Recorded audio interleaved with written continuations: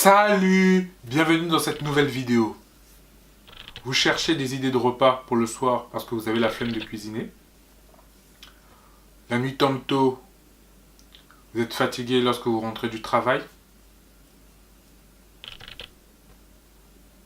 Vous n'avez aucune idée de ce que vous pouvez faire pour votre famille qui soit savoureux, faible en calories et qui réchauffe. Vous êtes bien sur la bonne vidéo. Alors, vous avez trouvé de quoi je vais vous parler? Bien sûr, je suppose. Je vais vous parler du dîner en hiver. Je vais vous donner des idées de plats que vous pouvez faire le soir, qui soient rapides, savoureux, faibles en calories, et qui vous donnera de l'énergie pour pouvoir faire ce que vous devez faire après le repas. Soit vous occuper de vos enfants, ou peut-être travailler parce que vous êtes entrepreneur et vous avez plus du soir que du matin. Allez, à tout de suite. On se voit tout à l'heure pour plus de détails.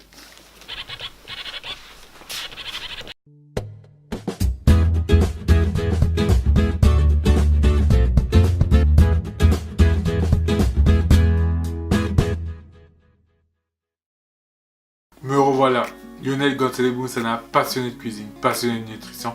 Bienvenue sur cette chaîne, bienvenue sur Madia Boost, une vidéo toutes les semaines, non, tous les débuts de semaine. Alors je vous invite à vous abonner sur cette page si vous êtes nouveau, ou à liker en fin de vidéo si vous êtes plus ancien, et si vous avez apprécié cette vidéo. Non mais sans blague, parlons des repas que vous pouvez prendre durant votre dîner le soir. En tout cas, moi j'ai adopté les soupes et les salades. On va plus parler de cette vidéo du pourquoi les soupes, pourquoi les salades. Les soupes. Bah, simplement d'abord, comme dit Pascal Nourtier, ce qui est bien avec les soupes, que ce soit pour maigrir ou pour avoir une bonne hygiène de vie, une bonne santé, les soupes c'est ce qu'il faut adopter. Parce que les soupes, les potages, c'est la même chose à peu près. Parce que ce qui est bien avec les soupes, c'est que ça apporte des fibres végétales et notre organisme en a besoin. Les soupes, bah, aussi parce qu'en hiver, on a besoin de chaleur et les soupes permettent de réchauffer notre corps. Mais vraiment, le secret qu'il y a dans les soupes, il faut le savoir, c'est l'effet des légumes qu'il y a à l'intérieur. C'est vraiment ça le secret. C'est ça qui fait que les soupes soient faibles en calories en réalité. Et du coup, vous l'avez compris, premièrement, pourquoi les soupes? D'abord parce qu'il y a cet effet des légumes et c'est ça qui fait qu'elles sont moins caloriques.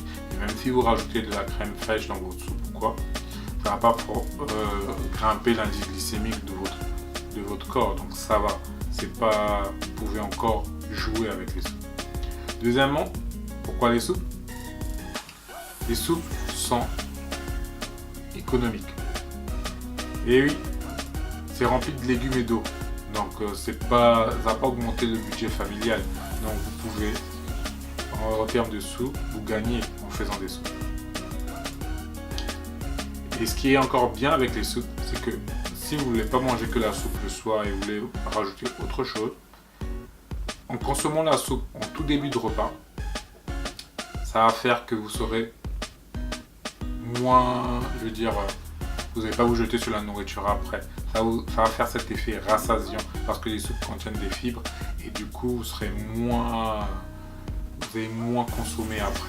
Donc je vous en conseille de vraiment, si vous voulez faire autre chose lors de votre repas le soir que des soupes, faites quand même une soupe de telle manière à ce que vous n'ayez pas à beaucoup manger par la fin si vous êtes quelqu'un qui consomme beaucoup. Et ce qui est encore mieux avec les soupes, c'est l'effet de l'hydratation. En tout cas pour ceux qui sont plus âgés.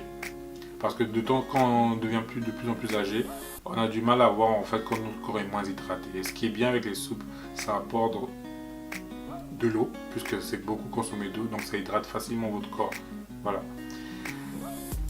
Et encore, si vous êtes quelqu'un d'innovant, les soupes, vous pouvez en faire de multiples façons. Il faut juste avoir de l'innovation. Vous pouvez mettre beaucoup d'épices, moins d'épices. Vous pouvez mettre des épices de chez nous, c'est-à-dire du poivre de Panja ou autre, du piment. À vous en fait, tout dépend de votre innovation. Donc vous l'avez compris, adoptez les soupes en 3.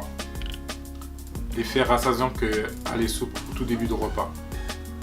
Si vous voulez faire autre chose durant votre repas, à vous de choisir, mais si vous voulez manger qu'une soupe, en tout cas, faites une soupe.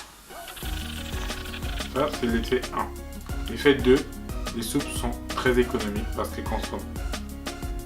qu'elles contiennent beaucoup plus de légumes et d'eau, donc du coup vous n'explosez pas. Et même si vous rajoutez de la crème fraîche ou des croûtons de pain à votre soupe, ça va encore, ça va pas exploser à 20 € la soupe. Donc voilà. Troisièmement, les soupes hydratent votre corps. Voilà. Et en plus elles sont faibles de calories. Donc c'est pour ça que vous devez adopter les soupes. Ça c'est ce qui concerne les soupes. Et maintenant passons aux salades.